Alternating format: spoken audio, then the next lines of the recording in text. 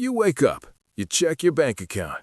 Your salary hit yesterday, and somehow it already feels smaller.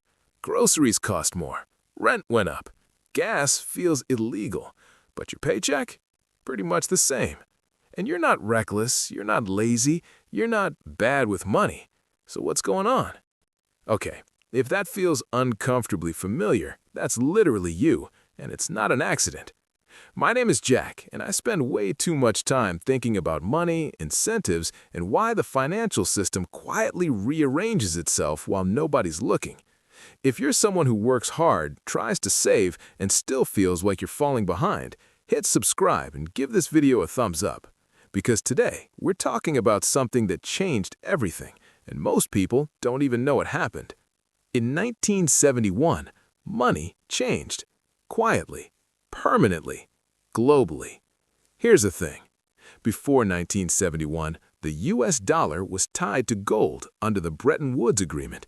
That meant foreign governments could exchange dollars for gold at $35 per ounce. It wasn't perfect, but there was a leash. Then, on August 15, 1971, Richard Nixon went on television and announced what's now called the Nixon Shock.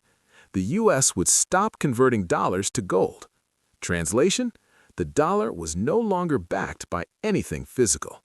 Now look, this sounds abstract, boring, old history textbook stuff. It's not, because this is where it gets interesting. Once money was no longer tied to gold, governments could create more of it. Not instantly recklessly, but structurally, the constraint was gone.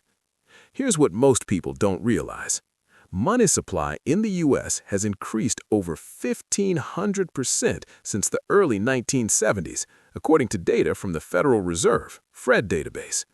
That's not 15%, that's not 150%, 1,500%. Now, you might be thinking, okay, but my life seems fine, what's the big deal? Let's do math. In 1971, the median U.S. home price was around $25,000. Today, it's over $400,000 according to Federal Reserve housing data. That's a 16x increase. Gold? Around $35 per ounce in 1971. Today, roughly $2,000 plus per ounce. That's nearly 60x.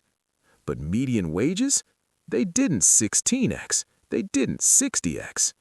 This is where psychology comes in.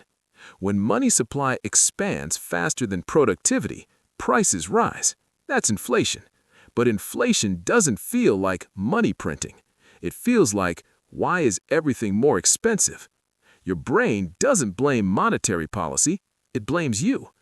You assume you're behind, but structurally, the rules changed. Here's the deeper layer. When money is harder, like gold, saving is rewarded. When money is elastic, meaning it can expand, spending and borrowing get rewarded.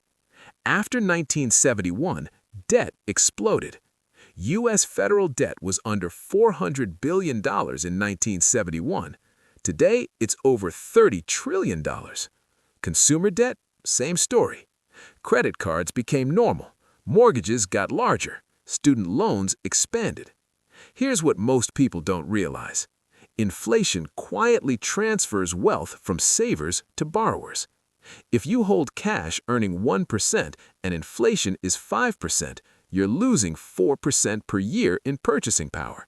That feels invisible, but compounded. Let's say you have $10,000 sitting in cash, losing 4% real value per year. After 10 years, its purchasing power isn't $10,000. It's closer to $6,700 in real terms. No theft, no robbery, just quiet erosion. Now here's the psychological twist. Humans are terrible at noticing slow changes. If someone steals $3,000 from you today, you panic. If inflation erodes $3,000 over a decade, you shrug. That's behavioral finance. It's why most people say, I just need a raise, instead of asking, what's happening to the system? This is where it gets interesting again. When money became fiat, meaning government issued without commodity backing, assets started behaving differently. Stocks after 1971, massive long-term expansion. The S&P 500 compounded aggressively. Real estate? Up. Hard assets? Up. Cash? Not so much. Now you might be thinking, so are you saying everything is broken? No. I'm saying incentives changed. Here's the thing. When money supply expands over time, the safest place to sit is rarely cash. That's why wealthy individuals hold assets, because assets float with inflation. Cash sinks. Let's do simple math. If inflation averages 3% annually, which is conservative historically, prices double roughly 24 years due to compound math. That means if you need $50,000 a year to live today, you'll need about $100,000 in 24 years to maintain the same lifestyle. Most people don't plan for that. They think linearly. Money grows exponentially. Your brain thinks linearly. That mismatch is expensive. And this is where the frustration comes in. Schools don't teach this. News headlines don't explain it. Politicians don't simplify it. But your grocery bill explains it every week. Now here's the surprising part. 1971 didn't ruin money. It just made financial literacy non-optional. When money was constrained by gold, discipline was external. After 1971, discipline became personal. If you hold depreciating currency, you lose. If you hold productive assets, you win. And here's what most people get wrong. They think investing is about getting rich. It's not. It's about not falling behind. If inflation is 3 to 5% and you earn 0% on your savings, you are mathematically guaranteed to lose purchasing power. That's not opinion. That's arithmetic. Now you might be thinking, okay, Jack, so what do I actually do? First, stop thinking of cash as a long-term strategy. Cash is a tool. It's safety. It's liquidity. It's not wealth storage. Second, understand the difference between assets and liabilities. Assets produce value.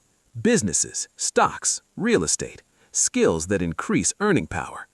Liabilities consume cash, depreciating purchases financed with debt. Third, invest consistently. Dollar-cost averaging into diversified index funds historically outpaced inflation over long periods. The S&P 500 has returned around 10% annualized before inflation over decades. Fourth, increase income velocity. In a fiat system, earning power matters more than hoarding. And finally, understand the psychology. Fear keeps people in cash. Comfort keeps people average.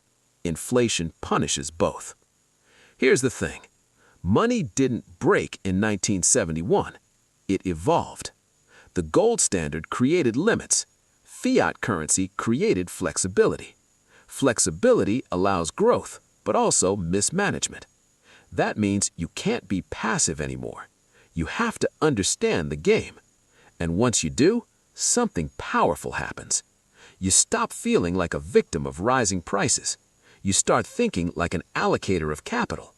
Instead of saying everything is getting expensive, you start asking, where is money flowing?